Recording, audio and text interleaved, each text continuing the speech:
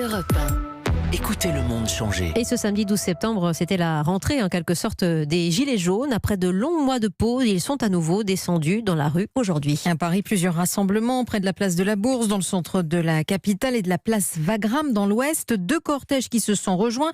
Mathieu Bock, vous avez suivi la manifestation pour Europe 1. La mobilisation était plus faible qu'attendue. En revanche, beaucoup de tensions et des affrontements tout le long du parcours. Et oui, faible mobilisation, entre 2000 et 3000 manifestants dans les rues de Paris. On a vu les figures de proue du mouvement comme Jérôme Rodriguez félicité par les manifestants tout au long du cortège. Ce matin, l'humoriste Jean-Marie Bigard, qui a soutenu le mouvement mais qui s'est désolidarisé cette semaine de Jérôme Rodriguez, a dû se réfugier dans un café puis s'est fait exfiltrer après avoir été copieusement insulté et menacé par des gilets jaunes. Le cortège s'était lancé en début d'après-midi et immédiatement des heurts ont opposé les manifestants aux forces de l'ordre.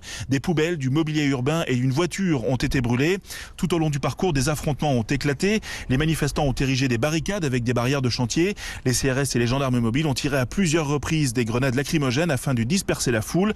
En tout, les forces de l'ordre ont interpellé 256 personnes et 134 ont été placées en garde à vue cet après-midi. Merci Mathieu Bock qui a suivi la manifestation parisienne. Il était avec nous à 18h10, Jean-Marie Bigard, et qui considère que même s'il a eu peur, que cela ne change rien à sa motivation de se lancer dans la course à la présidentielle. Vous pouvez le réécouter sur europe1.fr. Alors, quelle suite à présent à donner au mouvement des Gilets jaunes? Les manifestants présents dans le cortège ont bien l'intention de continuer à descendre dans la rue. Bertrand, par exemple, les Gilets jaunes de la première heure, et bien pour lui, l'épidémie de coronavirus n'a pas entaché la détermination des manifestants.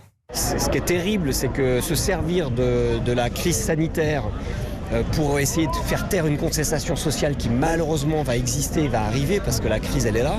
Le gouvernement se sert de la crise sanitaire pour un petit peu asseoir pas mal de lois d'ailleurs liberticides aussi au passage, tranquillement. Mais en fait il faut le faire tout le temps. La lutte des classes c'est tout le temps. Donc en fait ce qui était intéressant dans le mouvement des Gilets jaunes c'est que bon il est arrivé un moment où on ne l'attendait pas. Donc c'est un peu comme ça que démarrent d'ailleurs un peu tous les mouvements sociaux, les révolutions. On n'attend pas vraiment le truc. Et puis après je pense qu'eux-mêmes ont joué quand même ont joué le jeu, c'est-à-dire que quand on dit que le peuple français a été pas du tout discipliné, etc. Et tout le monde a joué le jeu, on est rentré dans nos appartements, dans nos maisons, de façon assez docile. Assez rapidement, on a quand même remis des gens au boulot, parce qu'il fallait que l'économie fonctionne. Et donc les Gilets jaunes, ce sont ceux-là aussi. Bertrand, Gilets jaunes au micro européen de Mathieu Bock. D'autres manifestations de Gilets jaunes ont eu lieu aujourd'hui dans des grandes villes comme Marseille, Toulouse, Nantes ou encore Bordeaux. Des défilés qui se sont globalement déroulés dans le calme. La situation